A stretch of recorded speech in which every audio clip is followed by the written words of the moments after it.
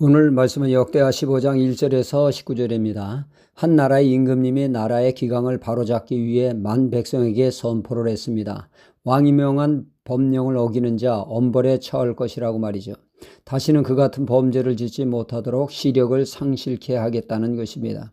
이 엄중한 왕의 선포에 백성들은 두려워 떨며 감히 그런 죄를 짓기를 무서워했습니다. 그런데 한 사람이 그 법을 어겼죠.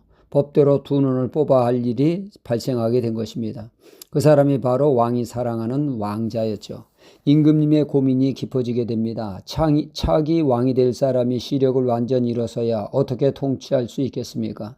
그렇다고 유야무야 넘어가면 나라의 기강은 무질서하게 되고 불을 보듯 뻔합니다. 너도 나도 별일 아니네 하며 범죄가 기승을 부릴 테니 왕은 고민하게 됩니다.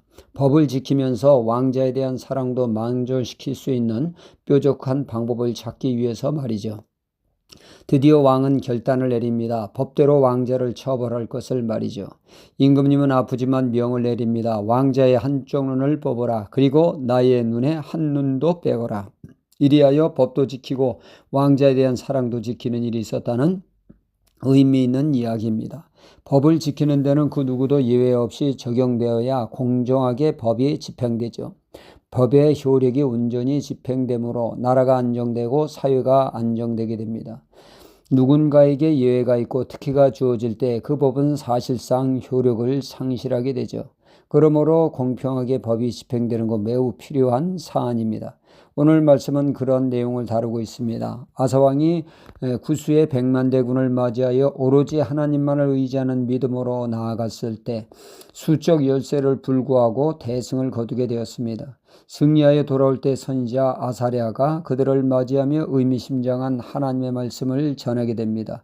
2절로 4절에 너희가 여호와와 함께하면 여호와께서 너희와 함께 하실지라.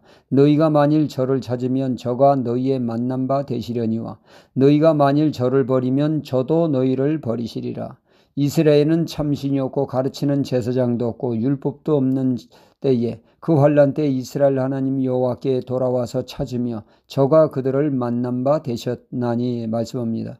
그러니까 이 말씀은 지난날 이스라엘이 하나님의 말씀이 없는 상태로 오랜 세월 살았다는 얘기죠. 이 하나님의 말씀에 철저히 무시하며 자신들의 욕망과 자신들의 뜻에 따라 사는 말씀이 무시된 시대가 많았다는 것이죠. 즉 하나님을 철저히 무시하는 삶을 살았는데 이번 구스와의 전쟁에서 하나님만을 전적으로 의지하는 가운데 하나님의 역사를 맛보게 되었다는 것입니다. 이 말씀에 아사왕은 다짐을 하게 되죠. 이제 제대로 나라가 하나님을 경외하며 모든 것을 회복시켜야겠다고 그는 굳게 결심하게 됩니다. 그가 왕이 되어 통치할 때 우상 척결에 힘썼습니다. 이번 선지자의 말씀에 그는 더욱더 신앙계에게 앞장을 서게 됩니다. 그는 9절에 전 국가적인 차원에서 대집회를 열어 온전히 하나님만 경외하게 했습니다. 그리고 우상 척결에 더욱더 박차를 가하게 되죠. 제2의 신앙계획을 실시하게 됩니다. 그런데 문제는 왕의 모친 태우 마아가가 우상을 섬기고 있었던 것입니다. 어머니가 우상을 섬기고 있으니 이를 예외로 묵인하면 이는 빗바랜 우상 척결이 되지 않겠습니까? 그래서 아사왕은 마음을 단단히 먹고 어머니를 태우의 지위에서 박탈하게 됩니다. 그리고 우상을 찌고 기드론 신학에서 불을 태우므로 그 누구도 우상 숭배를 용납치 않겠다라고 하는 의지를 표명하게 되죠. 그리하여 아사왕은 제2체 신앙계획을 추진하므로 온 나라가 온전히 하나님만 경외하는 풍토가 조성되었습니다. 이런 아사왕의 신앙계획에 북이스라엘의 금송아지 우상에 강요당하는 신실한 하나님의 백성들이 남아와요. 아사왕의 신앙계획에 합류하게 되어집니다. 아사왕의 신앙계획은 하나님을 크게 기쁘시게 했고 그로 인해 아사왕의 통치하는 35년 동안 하나님이 지켜주시고 사방에 평안을 주심으로 그런 태평성대가 없었다는 말씀입니다.